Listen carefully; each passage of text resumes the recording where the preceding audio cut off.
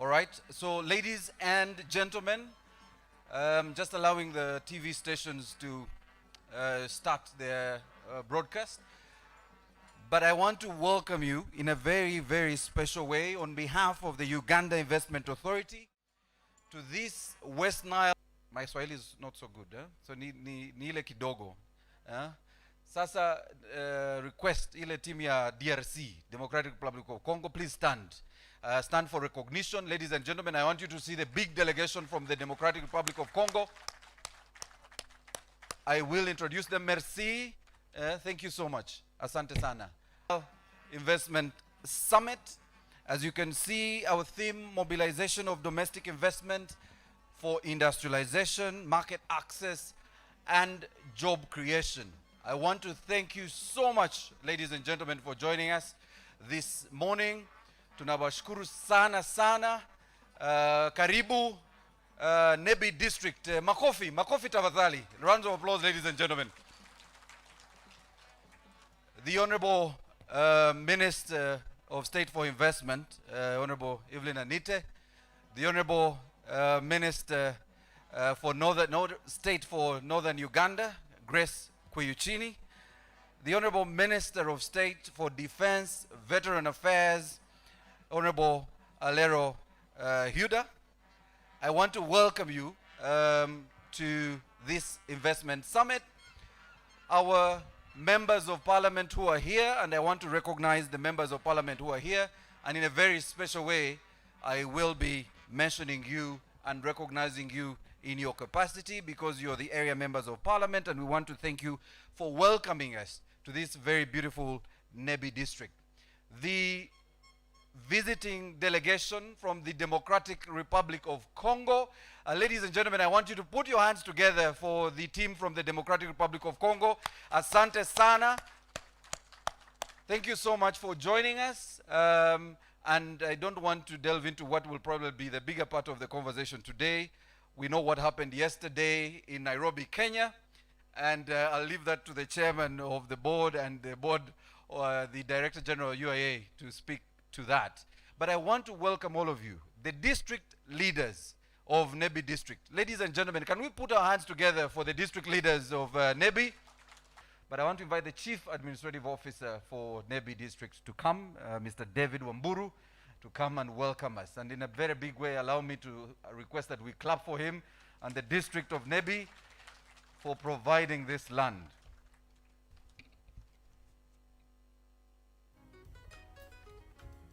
Our guest of honor for this summit, honorable ministers present and ministers of state, members of parliament, visiting delegation from near and far,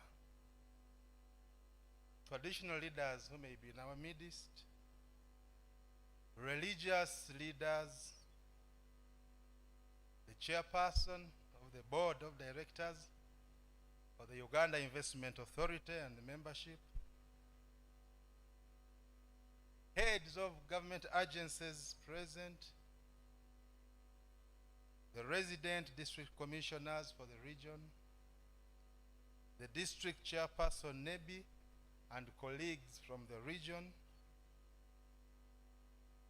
the district political leadership at all the levels of governance, the technical teams from both the central government and the local government, the entire business community present, all invited guests in your various capacities, ladies and gentlemen. I'm called Wamburu David Wasike. I'm the Chief Administrative Officer for Nebbi District. On behalf of Nebbi District Local Government and on my own behalf, I would like to take this opportunity to welcome you most sincerely to Nebbi District. Avec cette grande entreprise que nous voulons entreprendre, que nous voulons faire ensemble. Donc, à bref, c'était ça. Donc il a remercié tout le monde. Merci, merci, Adesemi. I think for those of us who dropped French in S2, now we are regretting. And it's really unfortunate because, what was initially set out as a West Nile Investment Summit has now become the International West Nile Investment Summit. Because now we are speaking not to just Ugandans who are watching us on UBC and NBS, but we are talking to the French community in West Africa, we are talking to the French community in the DRC, right next door, and of course, the international community who are watching us on the different YouTube channels. Okay, allow me to invite Angelo Izama. Angelo, if you can come. Angelo will be running us through his presentation on the investment license and facilitation. And immediately after that, if time allows and our chief guest is not here, we'll immediately run into our panel discussion. You're welcome, Angelo. A round of applause, ladies and gentlemen. Welcome, ladies and gentlemen, to the West Nile Investment Summit. I'm very happy to be back here. I haven't been to Arua in a couple of years. I'm from Moyo, which is not very far away from here. So if there, of course, there are people from Adjumani and Moyo here, Zianyilaka. You're welcome. Andre Nyiramuzi. So I will be leading a panel here on made up mostly of utility companies. That is mainly because we are here physically on this land, but what you don't see is that in a couple of years there will be buildings here, industries and manufacturing. So my panel is really meant to say how does this investment here transform? This is how it begins. But the utility companies, particularly those involved in ensuring that we have a serviced industrial park, the water companies, the road company, electricity company, and others will be joining me shortly for the panel that I'll lead. A lot of communities in Uganda really are migrant communities. They come through two corridors, one from the north, so we have our brothers who are Nilotic here, and another from the cattle corridor, so the Interlacustrian corridor. It's mostly cattle keepers. They go all the way through Soroti and Karamoja. They are the same. However, the truly aboriginal communities in the Great Lakes region are found here in West Nile. These people have been here since the 13th century. It's a very old place, and particularly this location here is interesting, and I'll tell you a small story. Most communities are classified by what they do. So when you look at development, you say, okay, how did the community go from growing crops to maybe keeping cattle to doing some other kind of activity?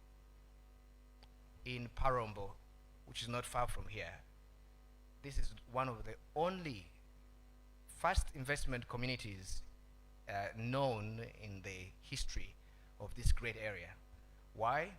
Because it was a small community that survived only on trade. They didn't grow crops. They were not cattle keepers. They were the original investors. So, as you can see, this location has got a certain old-time spirituality. And I'm hoping that in the spirit of this place, what we're doing here will last very long. Secondly, being from West Nile, I want to tell you something about my brothers and sisters here. These people are true Republicans. Every West Nile, every man in West Nile is like a chief in his own place. They're independent-minded people. Often, if you try and do something in their home, they'll say, are you the one who feeds me? That's the attitude of West Nilers. Are you the one who feeds me? The reason why I want to address particularly the men here in West Nile is that even if you're Republicans, and independent minded. The business of investment is an interdependent activity. It requires cooperation. So you have to set aside that independent spirit that often makes it difficult for us to work together. Am I wrong? So you Republicans here, you West Nilers, especially the men, don't come with this attitude of I want to do it alone. We are going to do it together. Very well. Now, I work on the board of the Investment Authority. We are a specialized government agency.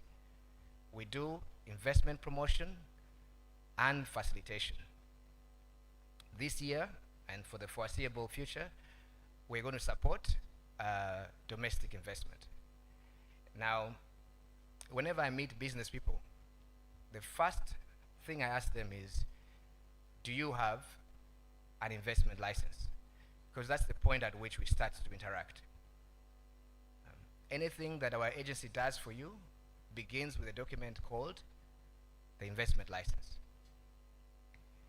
Now, an investment license is a very important document. It gives you access to whatever the government is going to do for you as an investor. And I'm going to start, especially if you are, because we'll provide this information to you, but I want to, if you're a business person, explain what this means. And I have found people who should be in the know, including senior government officials who run businesses and who don't have an investment license. I won't be mentioning names, but here are the kind of things we do for you once you have an investment license. First, if you're in the agricultural sector, this is the main sector the government prioritizes. You have a 10-year, I'm going to talk about the tax exemptions, tax incentives. We give you a 10-year exemption on income from commercial farming. In other words, you pay no tax on your income from commercial farming. We extend a 10-year exemption on income from agro-processing. So if you are adding value to agricultural commodities and you have our license, yes, you won't be paying tax on your income from agro-processing. This is really money in your pocket because we want your businesses to grow. And most people don't understand the value of that, so they don't get our license. If you're in a processing zone for exports, we give you an exemption. In other words, you pay no tax on imported raw materials and intermediate goods, including machinery, equipment, spare parts, which are for use in the zone that you're in. And of course, we give exemption on import duties on plant and machinery. Those are zero rated. If you're bringing in machinery, don't pay tax on it. The government will pick up that bill for you. Unprocessed agricultural products are also exempt from VAT, value-added tax, so that relieves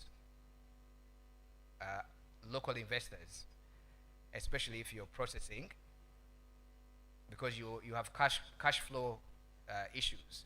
So we don't want you to pay for inputs that are going into the agricultural process. So unprocessed agricultural products, which are inputs, are relieved from tax. Now, for the bigger manufacturers, especially if you're in one of our industrial parks, like this one here, we give you a very generous 10-year exemption on the export of finished consumer and capital goods for those people who are involved in on that kind of activity. The corporate tax holiday we are talking about, actually, it comes down to quite a bit of money. So a 10-year tax relief is not a simple matter, and we take it very seriously. The reason why the government is so generous with these facilities is because the capital requirements for manufacturing are heavy. But we will give you a 10-year corporate tax holiday.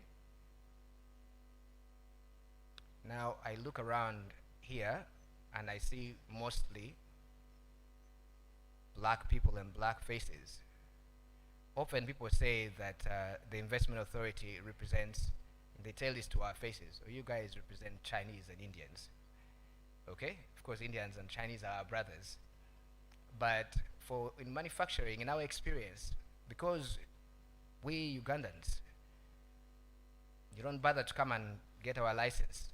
The people who come and process these generous tax holidays are foreign investors.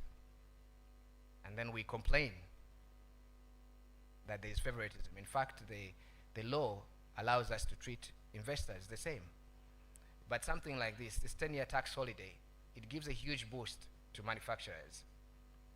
Now, if you're in the industrial park, the 10-year tax holiday is on income as well, income that you receive, for operators in our industrial parks. Plus, we exempt VAT on the supply of particular services if you are in our free zones and industrial parks. In the tourism sector, and this is a great place for tourism, obviously.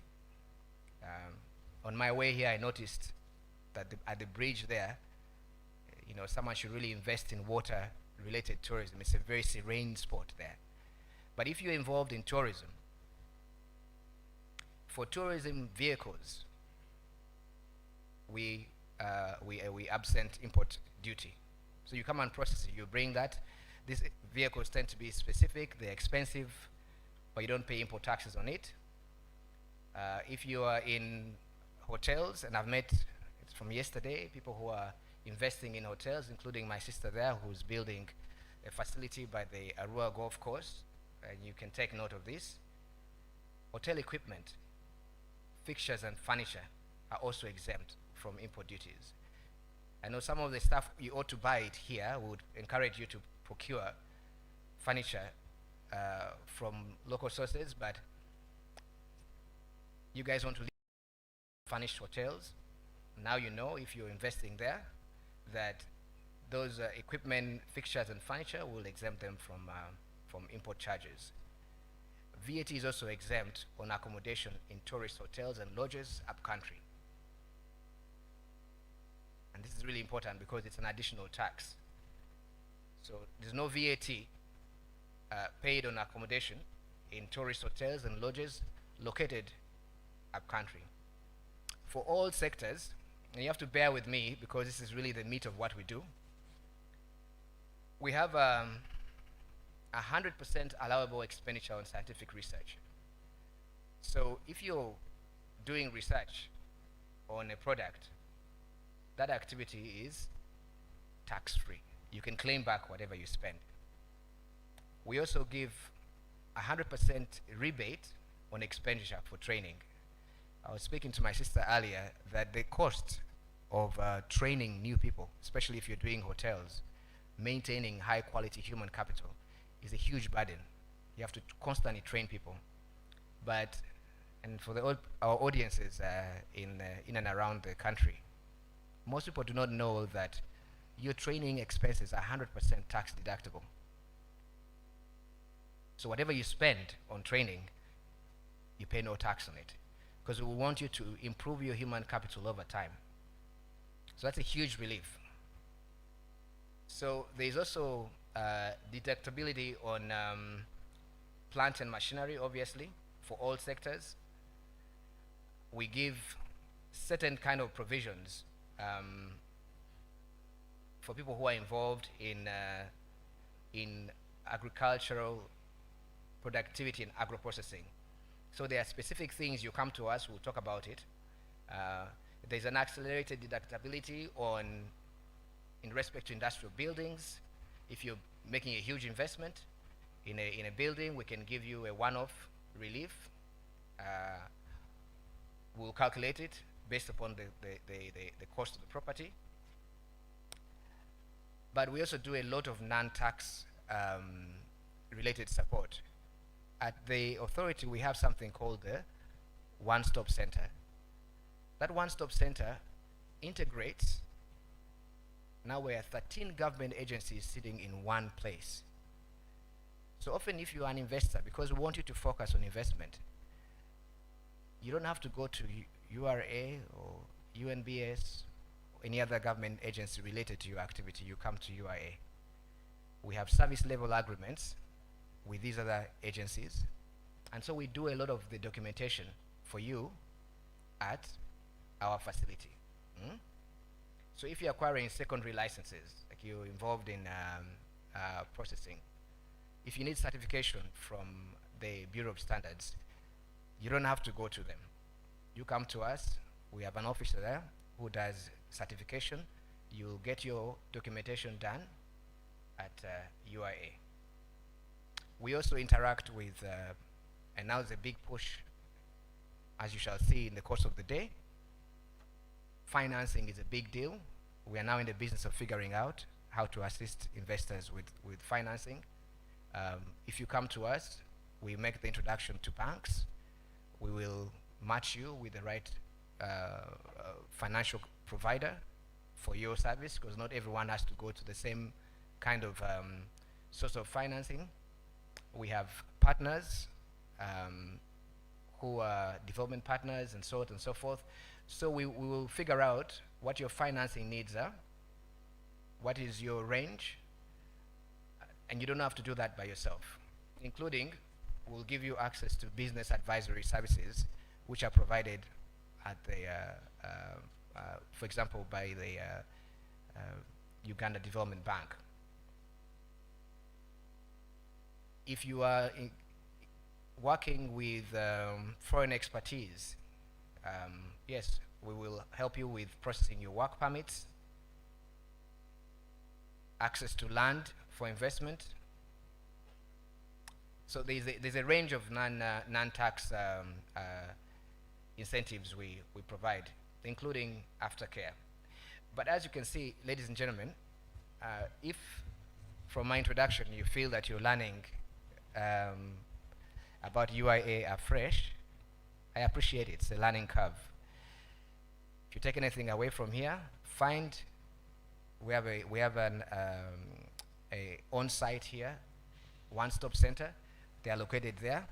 You can go to them, find out how you can get an investment license, and then let us begin your journey. Especially if you're a domestic investor, we would like to give you as much assistance as the government has already paid for. So, I thank you for listening. All right, so ladies and gentlemen, your hands again for Angelo Izama with his presentation. And he was speaking to the issue of the utilities that are key for the different investors, especially when you're trying to set up within a given region, or of course the investment park as we speak of here.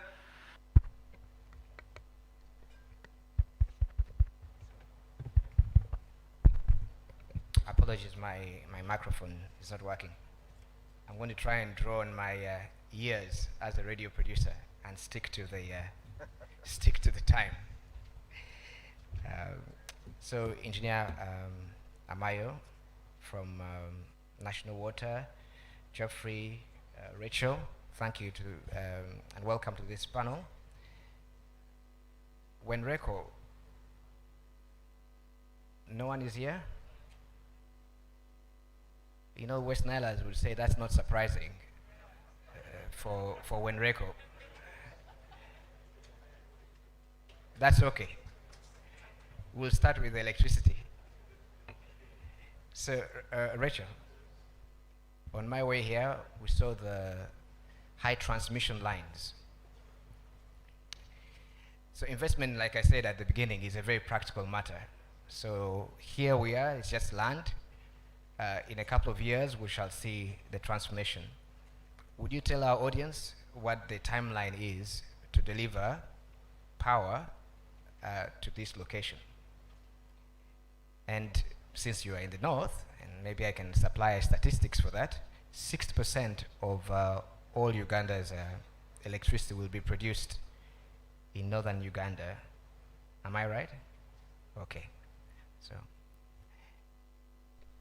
Thank you very much, Angelo. My name is Engineer Rachel Arinda Bale Samvu from UETCL, representing the Managing Director and CEO, Mr. George Rabajungu.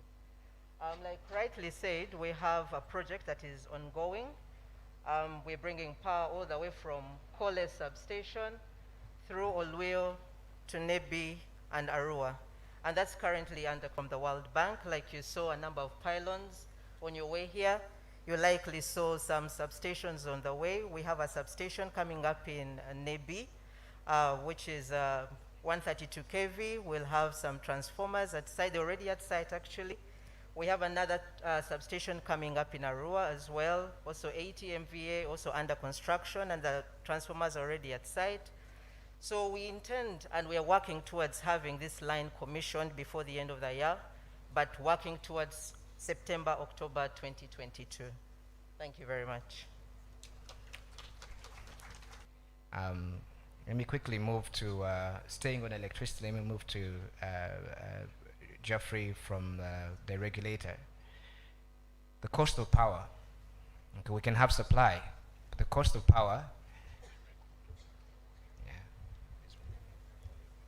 The cost of power is a constant issue the government keeps grappling with.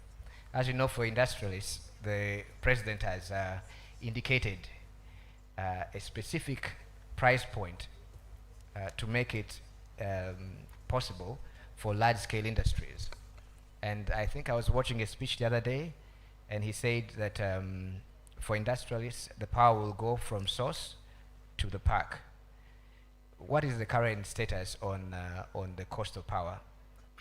Thank you very much, Angelo. I'm from the Electricity Regulatory Authority, that's Government of Uganda agency. The cost of power. Yes, there are three important issues to do with power. First, you must have the capacity available. It must be reliable, and then it has to be affordable. So the issue of capacity being available, I think government has done a great job. And as you said, 60% of the power being generated from northern Uganda is really a noble cause, which we should thank ourselves with government about it. The capacity of the transformation, there has never been that kind of capacity this side. Now they are talking about 80 MVA. That is almost talking about, and there are times two, by the way. You will have in Nebbi 80, you will have in Arua 80, that's 160. That is almost equal the capacity of Naruvale, which is 180. So we are... Jeffrey, on the cost of power. Now the cost of power, right now, if I just give you quick statistics, which is very important. One, the cost of generating 1 unit of electricity costs about 7 cents. Generating 1 unit of electricity, I'm now putting it in the international currency because we have our colleagues here. I'm not talking about it in shillings. In the United States currency called dollars, generating 1 unit of electricity on average right now is 7 cents. Now, being able to transport it and then be able to deliver to the various people, it takes a bit of money to do that, but government has been doing that support. Now, right now, the cost of electricity for the manufacturers, if I give you the statistics in the region, you would realize that we are as competitive as the region. Now, depending on the capacity of the manufacturer, if you are a medium industry, the cost of electricity is about 12 cents in Uganda, 12 cents. In Kenya, it is 14 cents. In Rwanda, it is 12 cents. Usually, Rwanda piggybacks, knows, and is able to really plan along maybe Uganda. So when you have 12 in Uganda, you also have almost 12 in Rwanda. But it is 80 cents in Tanzania. Now, the uniqueness about Tanzania is that there's a lot of subsidies that have made electricity a bit cheaper because they have gas. So it's national gas. So that gas is used to generate their own electricity. So hopefully, if we have our own gas, we could do the same. But because it is government that is mainly in the what? In the business, it brings the tariffs a bit low. For large industries, now large industries take a lot of power, and there are those which are called extra large. The tariffs in Uganda right now is about 10 cents. But still, Kenya is 14, Rwanda is about 9, Tanzania is 7. And for extra large, the extra large industry is, for example, the breweries, the Hima cement, those large industries, it is about 8 cents in Uganda. Now, how can the tariffs come down? When will the tariffs come down? When will the tariffs come down? Because how is It's a process. that's your job. Yes, that's the process. How the tariffs can come down and when they should come down is currently the president, having recognized the importance of having a competitive industrial sector, even directed that the tariffs should come to 5 cents for most of the manufacturers, but those in the industrial parks and where it is technologically feasible. So there are caveats there to have tariffs come down. One, it is good to be organized in an industrial park. It's very important because the services are brought together. Now, seeing this industrial park emerging, it can be a benchmark in where we shall have such tariffs considered. Thank you very much. Engineer Chigumba Kenneth. Earlier, I apologize, but I was just stating the obvious that when RECO is not very popular in this part of the world. But we'll give you a chance. The question I have for you really is on retailing power. For a location like this one, what kind of challenges do you foresee? And how can this government MDAs ensure that a private company like yours, on whom we rely to receive power, to retail power, is successful? Yeah, thank you, Angelo. You're forgiven. Thank you. Thank you for your generosity, sir. When RECO has been here since 2003, and it maintains the monopoly for power distribution in the region.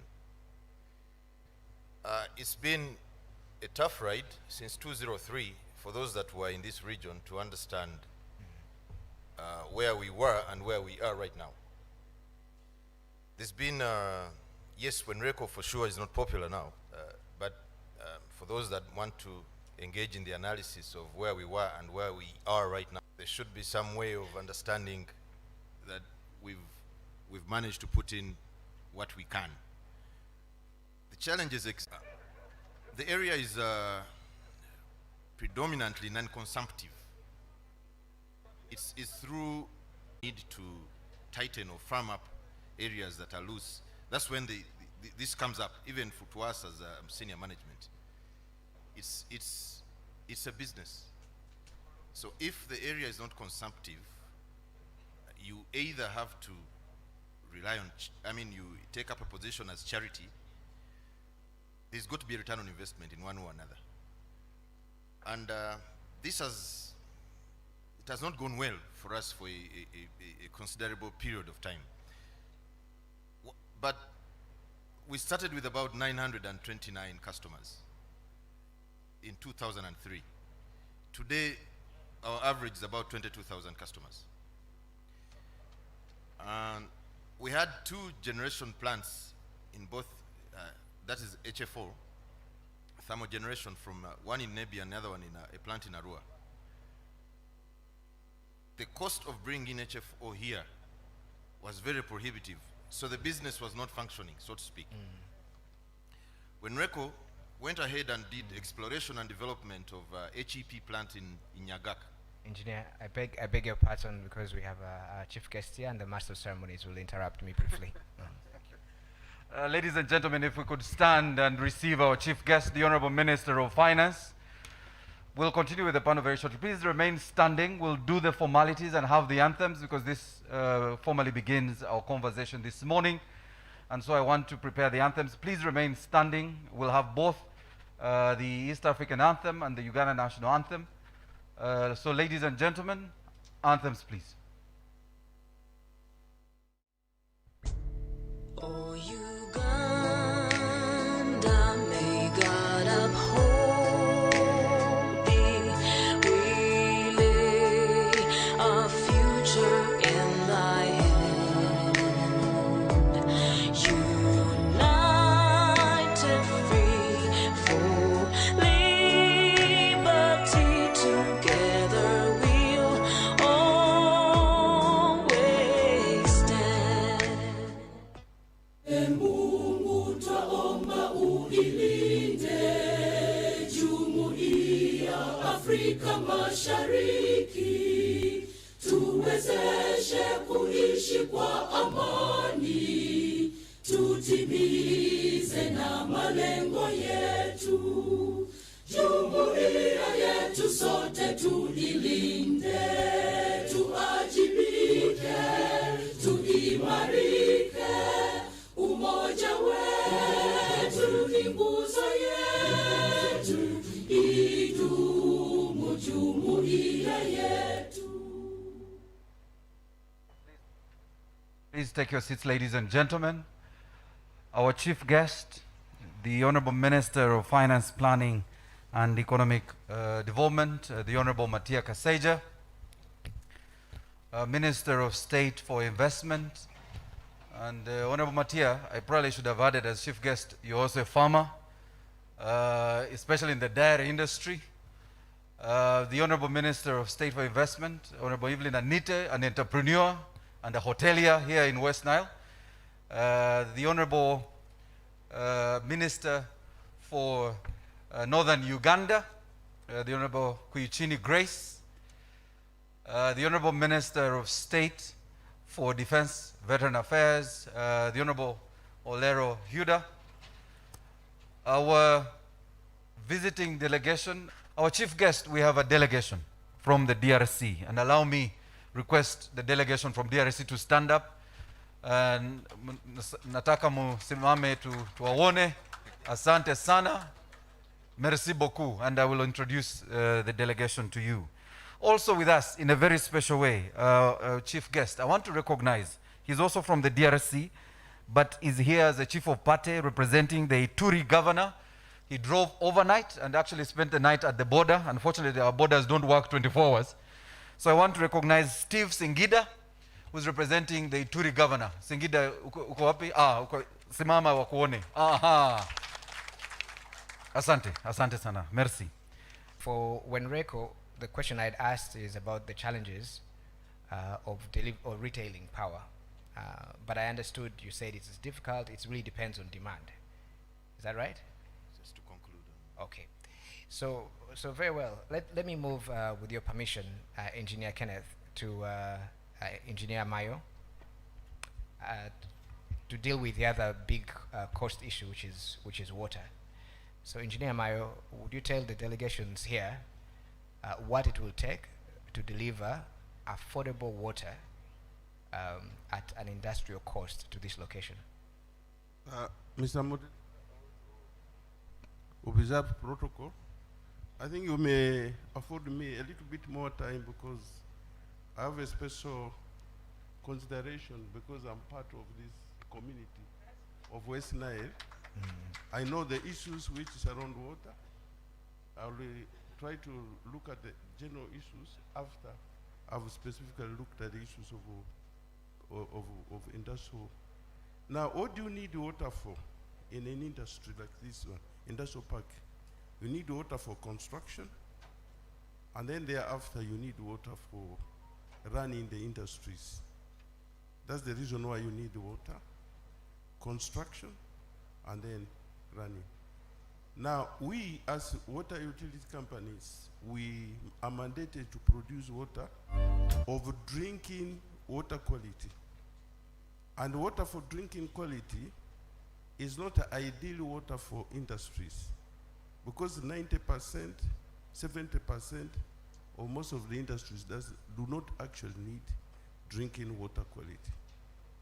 They need water for washing, they need water for cleaning their machines, they need water for cooling. Now here we are, we produce water of Maradadi quality. That's what His Excellency, one time when I told him, our water is Maradadi quality. Now this water is good for companies which produce products which form what where water is part of. Pepper drinking, Pepsi Cola factories, water for where water forms. So when you look at water usage in the industry, that needs to be put in context. And because of that, what we have adopted in national water as a whole is to use a mixed model so that the companies can operate in a sustainable way. Mixed model meaning water for human consumption is for a specific purpose, but we allow the companies to be able to produce water of another source. We allow them because they don't need that Maradadi water. Now, in a situation like this, it may not be possible to get that Maradadi water. The other source of water. So what have we done with a number of engagements that we have had? One of the things that we did with the drive of the Honorable Minister of State, we had an engagement with His Excellency. It resulted into a subsidized tariff for large industrial users. Much as the water is treated for human consumption, we actually subsidize the people who consume water in a big quantity. Our current tariff is about 0.7 of a dollar for a company which consumes more than 1,000 cubic meters. Now, that is almost 60% of what me and you pay. Why did we arrive at that? Because we know when you support the industry, it employs people, and you have empowered communities who can be moved from the category of people who draw water from public standposts to individual connections. So there is indirect benefit that we get. So that's what I wanted to tell you in regards to the cost of water. Now when it comes to water for production, I'm happy that this industrial park is put here. National Water and Sewerage Corporation operates within this region in Pakwach, Paida, and we're in Nebbi, and we have just constructed, using our own resources, a new water subsystem for Parombo, which I think is like 16 kilometers from here. So we already have water in Parombo. But this area is served by our sister institution, the umbrella organizations. We have a water treatment plant. This area has piped water, and the water for starting the initial construction activities for this industrial park exists. I think you all know that. The capacity up is 2.5 million liters, and it was designed for the rural communities, but the construction aspect of the industry does not need a lot of water. Now, as we evolve, we are going to use the opportunities. Now that the demand has been created, we will also try to upgrade our system so that we can get water both from the two systems as a medium-term solution. Because Nebbi is just 20 kilometers away from here, we have done extensions of over 40 kilometers. And we have an experience of working together with the Ghana Investment Authority. I think you know we are building a new waterworks for Njara Industrial Park in Western Uganda. The contract is already on. We are doing this thanks to Ministry of Finance when we wrote to them to seek guidance, how we can get money from market finance, they approved it, and part of that market finance is what we are using to do the Njara Industrial Park. We worked together with the Kapeke Industrial Park from the scratch, where there was no water system. We did the first phase, and we are doing the second phase of where we're increasing the production from 2 million to 7.5 million. So I think as far as this place is good, this is a good problem. The facility has been put, and then we now need to think. Construction, you can start. The procedures of how to apply for water, for construction, they are well laid, and I'm sure if you go to our brothers and sisters, with I mean, when we get in touch with the umbrella organizations, you'll be able to be connected. And for us, we're business people. We'll upgrade our system here. We have developed enough capacity to invest in flagship water projects. And they have been talking to the area manager that in the course of this year, we can even do the design for the upgrade of Nebbi water supply system, so that we meet the demand here. So everything will be evolving. Now, we have a footprint in most of the towns in West Nile, and I can confidently say with the national water taking over all these facilities, there's been a lot of transformation in West Nile. I'm passionate on the issues of growth, economic growth. My people know I'm very passionate. We have done a lot of work in West Nile here. And we are working towards improving even more. Through government of Uganda, we're soon launching, we will start construction for a new water facility for Adjumani, getting water from River Nile. We have funds to upgrade in Yumbe water supply system, and we have a number of projects we're doing. The West Nile accounts for about 45% of our business in northern Uganda, made of Lango and Acholi sub-region. So there's a big potential here, and if we are still there, we are going to help you to get more projects to come on board. We are already thinking about Arua, and we are going to start the immediate feasibility study to see the most sustainable way. Now, this brings me to the general issues. The politics in West Nile is that if you don't get water from River Nile, then you have not done anything. But I want to use this opportunity to educate our people. You don't supply water emotionally. It is engineering. River Nile is in the Rift Valley, sitting at 630. Most of Arua is on the ridge. Arua is at 1,300 meters above sea level. Zombo is 1,700. So why do you wait for water to come from Zombo to go to River Nile and you pump it back? Don't you think there's something wrong here? So we need to remove this veil in our mind that for you to get to water, you must go to River Nile. In the Rift Valley, most cities in the world are seated. I told my people one time, if you want, you shift Arua to River Nile. They were not happy with me, but this is a matter of fact. If you go to UK, London is the River Thames passes through London. Why? Why is the population in Uganda, the biggest population, is around Lake Victoria? Have we asked these questions? And why? So this is the issue. My people from West Nile, let's demand what works. The future of Arua is going to be in, for example, in building a dam. I'm happy about this location. Secondly, because I needed to check the geographically. Where do we lie in terms of height? From here, from Pakwach to here, is probably 30 kilometers, but we are 450 meters above River Nile. That means a cost.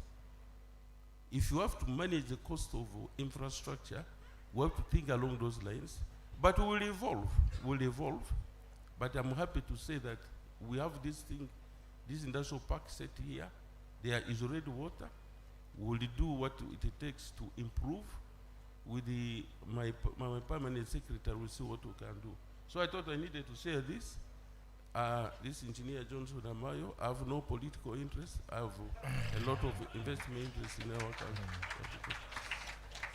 Thank you, Engineer Mayo. And the disclaimer is well received, because the way you are talking, some of our political people here, all they had was the campaign speech. But Our chief guest, I did mention to the team and the delegates here that I think the schools in West Nile should immediately adopt French because our neighbors need business partners, serious business partners who can speak their language.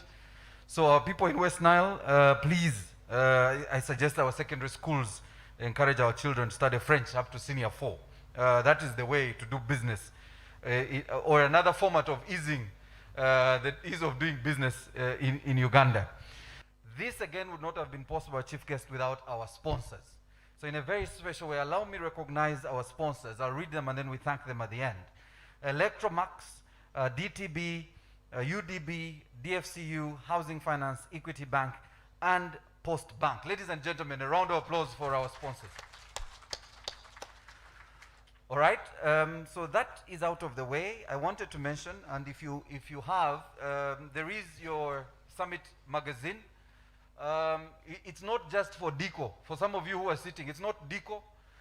This actually has the portfolio of most of the investments you can actually undertake here in West Nile. What the Uganda Investment Authority has also done for you is to do a business case for the different portfolios. Now, if you take a look, and you'll go all the way to item, I think, number 41. I think there are 42 investment projects you can undertake. And you could begin, whether it's cassava, simsim, tourism, shea butter, honey production, name it. A business case has been made for you, and this even makes it easier for you to decide where you want to invest. And this really is for the local investors. For you who are here in this room, and for those of you watching us at home, you can actually check also on the Uganda Investment Authority website for these details, because this work has already been done for you. You have the amount of capitation you will need. They've made a case for your return on profit or return on investment, and how long it will take you to make a return on investment for that particular product.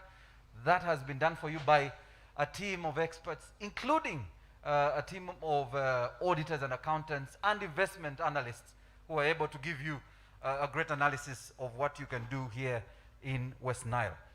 And that said, our chief guest, allow me begin the formal opening ceremony by inviting the chairperson of Nebbi District, LC5 Chair Orombi Emmanuel, to come and make his welcome remarks. You're most welcome. Ladies and gentlemen, round of applause.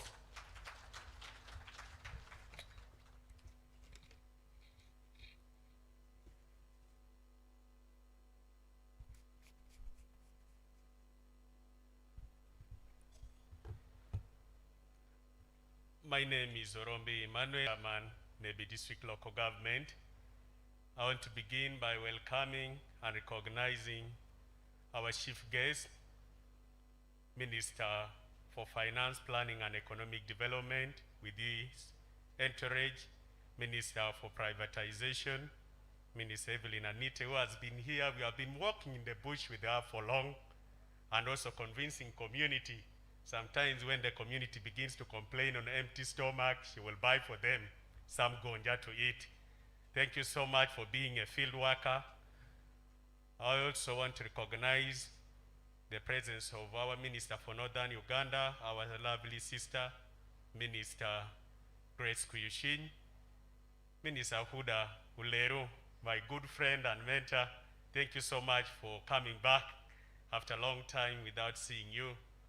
I want to welcome all our members of parliament and all the members of Umvoro community, particularly the family of Oshakere, for offering this vast land for us. Minister, this land that we are securing now for Nebbi District Local Government, we have mapped 511 acres that we are already in agreement, informal agreement with them and we want to finalize the process. I'll explain you in the later time why we have delayed a bit. But also they have offered up to 1,500 acres. But what we could afford and start with is 511 at the moment that we have mapped with our technical team. However, we may have one hindering challenge. I was wondering why UNRA is not here. You will consider this, that we have one bad road, and this is almost a debt trap for Nebbi and the community, and including the investors. The Jukia Hill Road, that is the road that is leading us from Nebbi, Goli, and it moves up to Vora. But we feel if we could start with the one from between Nebbi and Paidelon, and then takes it at the border of Padea and Goli, that will be a lot of blessing for this investment. Yeah. Thank you, Master of Ceremonies. I think I'm adequately socially distanced, so I can remove this. Our chief guest, the Minister of Finance, Planning and Economic Development, Honorable Matia Kasaija, Minister of State for Finance in charge of Investment and Privatization, Honorable Evelyn Alite, the Minister of State for Northern Uganda, Honorable Grace, Minister of State for Defense and Veteran Affairs, Honorable Huda, our dear honorable members of parliament here, Chairman of the board, Uganda Morrison Rwakakamba, members of the board of Uganda Investment Authority, Mama Naima and Mr. Angelo Izama, the head of the delegation from the Democratic Republic of Congo, Mr. Patrick Matombo, our brothers and sisters from the DRC and South Sudan, LC5 chairpersons here present, the RDC here present, our local opinion leaders, in a special way, the landowners who have embraced industrialization. I think we should clap for them much more, a bit harder than that. Here in Nebbi, they have embraced industrialization. Thank you very much, the landowners. Our dear domestic investors, our corporate partners, my UIA colleagues, I know you are around supporting this initiative, ladies and gentlemen. It gives me great pleasure to welcome you to this West Nile Investment Summit. Thank you for honoring our invitation. The theme chosen for the summit is mobilization of domestic investment for industrialization, market access, and job creation. It underscores the priority of Uganda Investment Authority that we attach to the West Nile region in our efforts to build a domestic investor base. This summit will therefore provide a platform for private investors, representatives of the academia, government officials, and other well-wishers from Northeastern Democratic Republic of Congo, Northern Uganda, and South Sudan to explore the opportunities of cross-border trade and investment in the Upper Nile Valley of Africa. Moreover, organizing this summit is aligned with the mandate of Uganda Investment Authority, which is to promote, encourage investment in Uganda through both domestic and foreign investment. Ladies and gentlemen, at the Uganda Investment Authority, 2022 and 2023 are years for the domestic investor. Let me repeat that. It's very important. These next 2 years, we are concentrating a lot on our domestic investors. We are rolling out various programs and initiatives that will enable our domestic investors to better take advantage of the available investment opportunities and build viable business relationships with their foreign counterparts. Notable among these is the SME portal, which will allow us to plot all our domestic investors along the supply and demand value chain countrywide. In this way, we shall be able to improve their access to various government programs, promote forward and backward linkages, and de-risk them for better access to affordable finance. In a special way, domestic investors in the West Nile region of Uganda have been prioritized due to the region's immense business opportunities and strategic location in the Upper Nile Valley of Africa. offering access to business opportunities in the Democratic Republic of Congo, South Sudan, I believe even to Central African Republic, Congo, Brazzaville, and Chad. From West Nile, you can reach Congo, Brazzaville, Chad. I believe that is going to happen, among others. The West Nile region is endowed with vast chunks of arable land, reliable sources of water, and various mineral deposits. If well exploited, local and regional investors can set up thriving businesses here. Some of the businesses could include poultry dressing and packaging, tomato sauce making, fish processing, animal feed processing, sanitary towel manufacturing, hotels and lodges, mining, juice extraction and processing, honey processing, among others. Ladies and gentlemen, as I close, I would like to acknowledge all of those who have made the organization of this summit possible. Notable among these are our bosses, honorable ministers of finance. Thank you very much. Please, you clap for them. Have a clap. Thank you very much, honorable ministers and ministers of state for finance. So thank you very much for embracing that industrialization. Our members of parliament, thank you again very much for embracing this, but also coming here to show the unity in the West Nile region. I know Adjumani, how far it is to come from Adjumani to here, but you've made time to come. So thank you very much. My colleagues at UIA, I know we have been pushing. Thank you very much for the work you've done to get this done. I think you should clap for them. UIA colleagues, thank you very much for the work you've done. And of course, our local investors. Thank you for that. But again, in a special way, I would like to salute the local leaders who heeded our call to mobilize unencumbered land for the purpose of establishing an industrial and business park in line with the cabinet directive. This land is unencumbered, there is no swamp, there is no forest reserve. As the LC5 chairman said, the community has embraced to give it to us. So we shall just come in and put the industrial park here. So thank you very much, the local leadership, for that. And I'm pleased to report that UIA has been offered 511 acres here in Nebbi, but as you say, it can even grow more than 1,000 acres. Madiokolo, Madam MP, thank you very much for that. 515 acres of land we got in Madiokolo. 1,244 acres from Yumbe district for the establishment of the industrial park. West Nile gave us the most land for industrial park in the industrial park mobilization effort. So thank you very much, West Nile. We are starting here, but we shall cover the whole of West Nile. Ladies and gentlemen, as I close, I would like to wish you fruitful deliberations. I would like you to permit me to invite the chairman of the board of directors of Uganda Investment Authority, Mr. Morrison Rakakamba, to come and address you.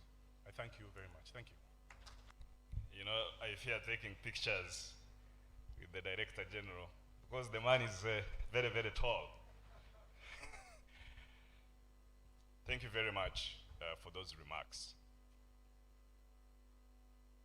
Our chief guest, the Minister of Finance and Economic Development, the Honorable Matia Kasaija. Very, very welcome to Nebbi, Honorable Matia, and thank you for your leadership, confidence, and vision that is setting us up for progress of deepening industrialization in this country. The Honorable Minister of State for Finance, in charge of investment and privatization, the Honorable Evelyn Anite. Thank you so much for the imagination, for the drive, for the relentlessness, for the field work that is really setting us up to achieve industrialization. And I believe that you are the gift that keeps giving for the people of Uganda when it comes to investment. And you are also an entrepreneur in the region, leading by example in hotel, but also in manufacturing. Very, very powerful. I'm also extremely very pleased to welcome the Minister in charge of Northern Uganda, Honorable Grace, to be with us. Because without security, really, security is the umbrella for investment, and it's the most important aspect. Without security, people will scatter.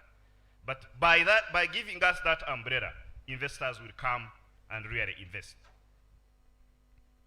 That's also definitely the Minister of State for Defense, Honorable Huda. Across the 11 districts of West Nile who are present, thank you for gracing this. We don't take it for granted. Because without your support, without passing the very, very serious and deliberate budgets we need to be able to develop infrastructure across the country, without your support to appropriate those budgets, to mobilize the community, we cannot progress. So thank you so much, honorable members, but also members of the local government, the leaders, the RDCs, and everyone. The final piece that I want to talk about is the entrepreneurship of this region that my brother Angelo decked in the history of this place. Honorable Minister and Chief Guest, I have been a witness. I have been here to Nebbi, I have been to Porombo, where there is a gentleman called Bob Oyama of Oyama General Stores. Where are you, Bob? Honorable Minister, that is Bob. He runs a major factory of beverages, and we want him to set up here to be near the services. He has constraints, but he is already at high capability production, sending products, employing, I think, over 80 people, sending products to the DRC, to South Sudan, but also to the local market. So the entrepreneurship is already here. I have also visited a very, very powerful hotel of Ann Hope. Anguyu, where are you, Hope? Stand up for recognition. That's a very, very, very serious business leader and entrepreneur in this region. Honorable Anite, Evelyn, I visited your soap factory, Sabuni, that is already, doing a lot of work. And I wish you can set up here, scale, expand capacity, and reach the frontiers. So with that, once again, you're very welcome, and let's debate, let's discuss business, let's create partnership, and take our country forward. Thank you very much.